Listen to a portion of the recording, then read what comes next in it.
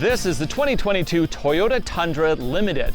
This one in particular has a 3.5-liter twin-turbocharged V6 and the TRD Off-Road Package. Is this the truck that adventure-loving drivers have been waiting for? We have a complete off-road test right now on Driving Sports TV.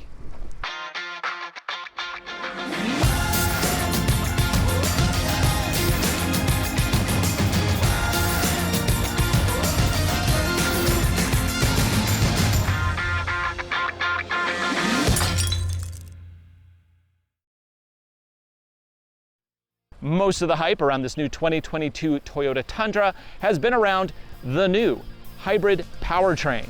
But you don't have to spend the money on a hybrid to get the new Tundra. The model we're looking at today is the more affordable Tundra Limited, with a 5.5-foot bed and the TRD Off-Road Package. Under the hood here is Toyota's iForce 3.5-liter twin-turbo V6. This produces a peak 389 horsepower and 479 pound-feet of torque. It's connected to a 10-speed automatic transmission, and it powers all four wheels with Toyota's part-time four-wheel drive system. When going off-road, tires are critically important, and what we have here are Falken Wild Peak all-terrains.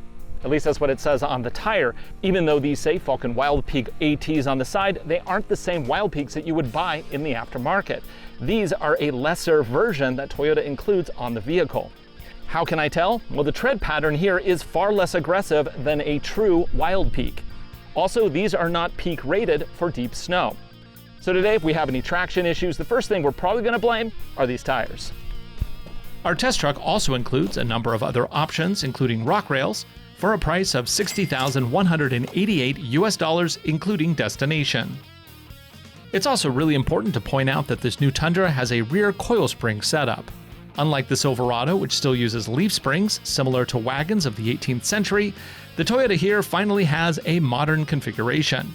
Will that affect off-road handling and articulation? We're going to find out right now because we're here at our off-road test course, and we're about to put this truck through its paces. For our first test, we're going to use the Rattler. Now, this is a trail that is designed to emulate the forest roads around the Cascade Mountains. It's using a bunch of 4x8 rock, and it's on a ledge. So I really wouldn't consider this road difficult. However, it really does separate vehicles that just kind of go off-road and vehicles that are meant to go off-road.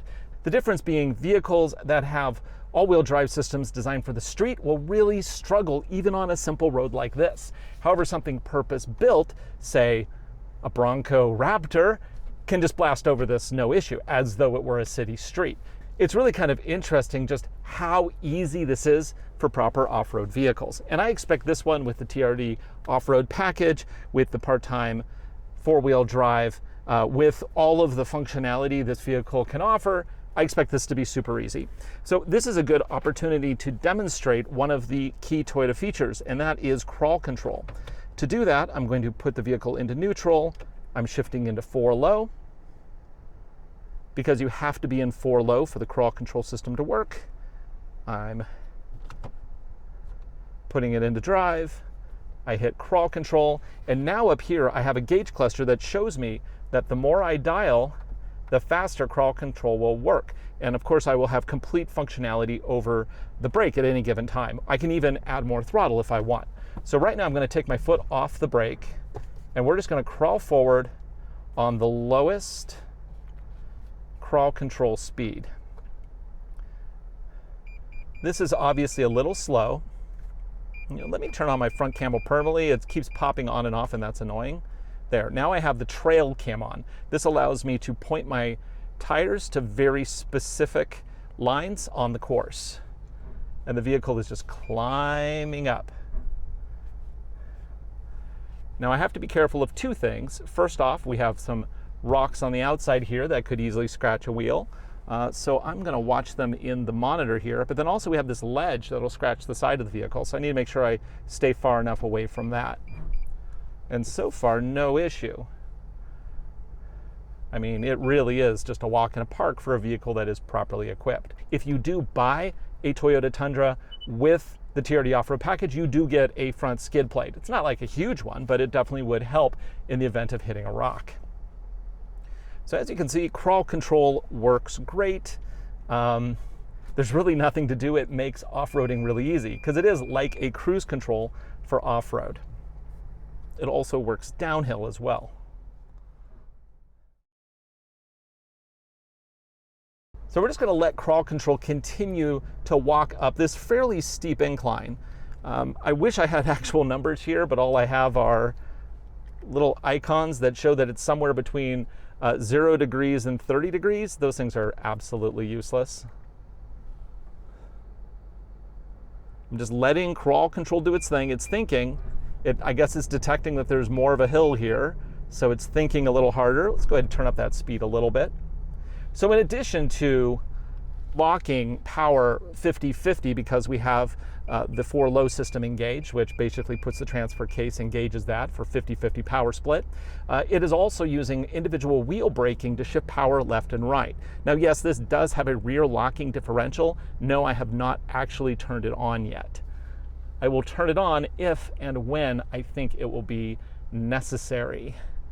So this climb right here might actually require a rear locker, but I'm going to give it a try anyway and just see if it can get up it with the wheel braking all by itself. This is a bit of a challenge. Come on, you got this, you got this. I'm going to take traction off that side wheel. Okay, those wheels are going to work. They're going to work. Are we going to get up? Now it's going to start working here. You can see it shifting power around. Is it going to make it? Is it going to make it? Yes. It successfully adds brake, which then shifts power to the other side wheel that then has grip. Nice. Easy. Okay, so that's crawl control being put to the task here. The power unit was able to produce enough power where torque was not an issue. We had plenty of torque to get up those difficult sections, and then the crawl control system shifted power around as necessary. Of course, it is helpful that this has 9.4 inches of ground clearance. Ground clearance is one of those things you just cannot fix any off-road situation if you don't have enough ground clearance to get you over it in the first place. And 9.4 is pretty good. Now we're going to move on to the next test, which is what we call the Sidewinder. That will put the MTS system to the test, as well as really see how well these approach and departure angles work. So to get to the Sidewinder, I have to go down this little hill. We call it Garter Way. Yes, all the roads are named after snakes because we actually do have a lot of snakes here. And the snake that I've actually seen the most here is the gopher snake, which is actually a tame snake. Tame maybe isn't the right word, but let's just say it's not harmful to humans. It's a rather passive snake. It is non-venomous, but it is between 4 and 7 feet long. Not terribly stoked when I see one, but I know they're chill. So moving on. To use the hill descent control system, I actually have to switch this into 4-low because it is part of the crawl control system. So I'm going to go ahead and go 4-high, put it into neutral, put it into 4-low, keep it in neutral. It's now shifted into 4-low. So now I can turn on crawl control. Whoop, nope, I can't do it yet. It's telling me that it's unavailable. Look in the user manual. I'll just tell you the trick. Let's put it into drive. Now it'll work. Why don't they just say put it in drive? I don't know. So with crawl control on, I have it on low. I take my foot off the brake, and now we will roll down. It's not only going to use throttle when it needs it, but it will also use wheel braking when it needs it. Not just to keep the vehicle from sliding, but it will also keep the vehicle centered and tracking in the way that I want it. That is the difference between anti-lock brakes and hill descent control system, is that it does use ABS, but it uses it in a very specific manner. So as you can see, very easy. So obviously the system works fine here. No big issues. I am a little concerned about the nose scraping, but I think we'll be okay with the approach angle on this. So I'm not going to go too fast because I am concerned. This dirt is very, very hard now that it's dried for the season. If we hit it, it's kind of like hitting a rock. Oh no, we're good. Okay, so I'm keeping this on crawl control as we go up to the logs, which is first we'll have a small cutout, and then we have logs, and then we have the really hard climb right after that. This thing, everything is beeping in here, and it's annoying. It's telling me VSC turned off, okay to mute, but the mute goes away so quickly. Why does it keep alerting me?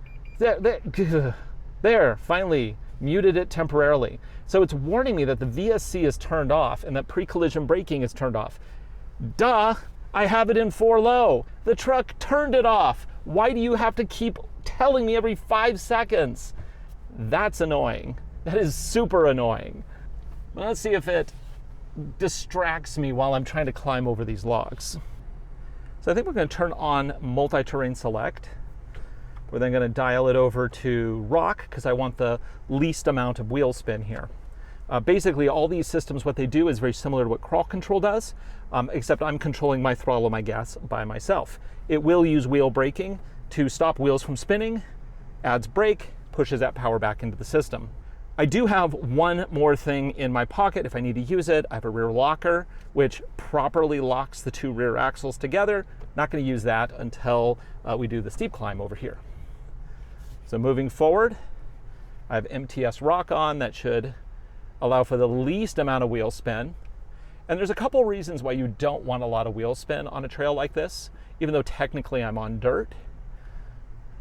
And that is because spinning the tires, like if I was in a sand mode or even a dirt mode, that would allow for more wheel spin, which actually abuses the trail. It'll tear up the trail more than a traction system like rock. Let's go up and over. I can see that my tire just cleared the log on the left there.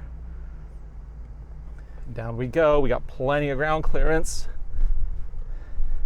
Now here's where that wheel braking is trying to shift power around. Can it do it? I can see that my front left tire and my rear right tire are having issues here, but it can use wheel braking and push me over. I did not need to engage the rear locker, although a rear locker would have done a better job. Now we have the steep climb. Now for this final ascent, I actually want a little bit of wheel spin because I need to maintain momentum. That is key to getting up this very steep climb that also has a loose surface.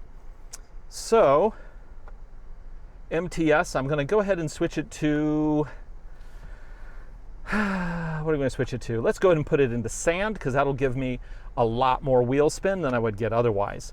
So basically it's going to allow the wheels to spin before it tries to shift power left and right. And then to maintain power to the back, I'm going to engage that rear locker. So now both the rear wheels will spin at the exact same rate, locked as a single unit. So the real wheel braking that's going to be happening here are on the front wheels, and this kind of replicates a front locker, although not really. And I'm just going to charge up the hill because we have found that's the best way to do it. So I got to be careful of the ditches. I don't want to high center. Spin those wheels. Oh, making it look easy. And that's that. But we're not done yet. We have a new element, which is a very steep hill climb, essentially, which we're going to do next. So let's go ahead and pull around and set up for the next stage. Oh, I still have to get up this hill too, and this is actually pretty steep. Charge! Yes! Ha! Okay. Oh, I love the sound of this thing. It's great.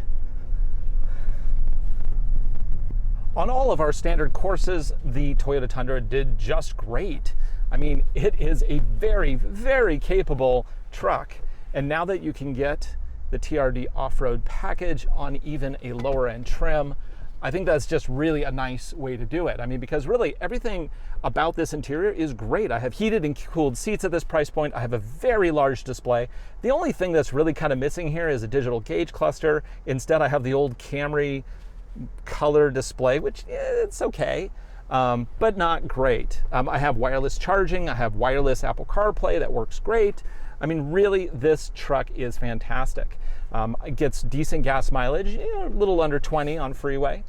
And even the 0 to 60 performance is pretty good at 6.65 seconds on a 0 to 60 run with basically the transmission in drive and the drive mode in sport. It's a really nice setup, actually. But now we got one more thing to do here.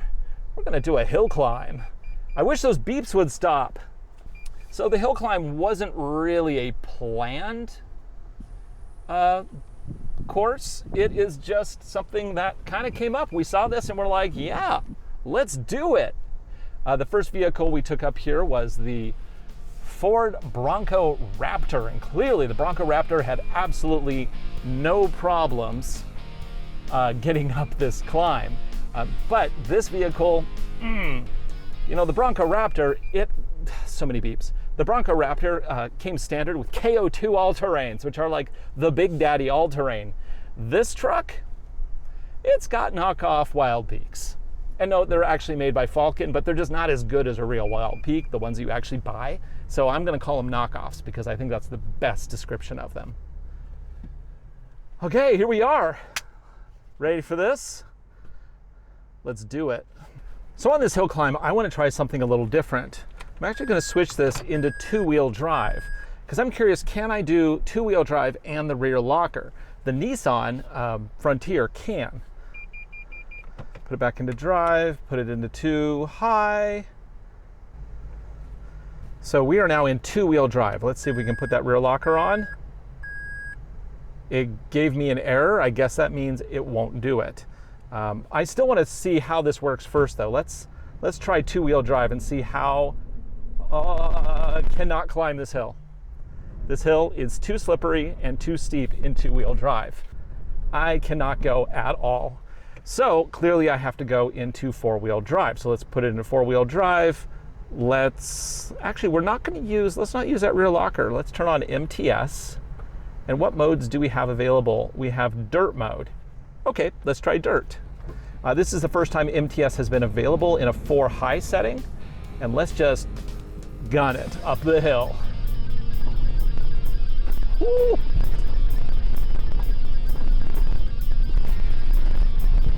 That Bilstein suspension soaking up the bumps, doing fine. Yes! Ha! And then keep going all the way to the top. Ah! Yes! All the way up. And I get a spectacular view as my reward. For Driving Sports TV, I'm Ryan Douthit. Thanks for watching. This has been my off-road test of the new 2022 Toyota Tundra Limited with the TRD Off-Road Package. It is a great truck, honestly. I mean, yeah, it's expensive. It's $60,000 plus, but you do get a lot of truck. Great engine, great off-road capability, and a package that I think looks pretty good.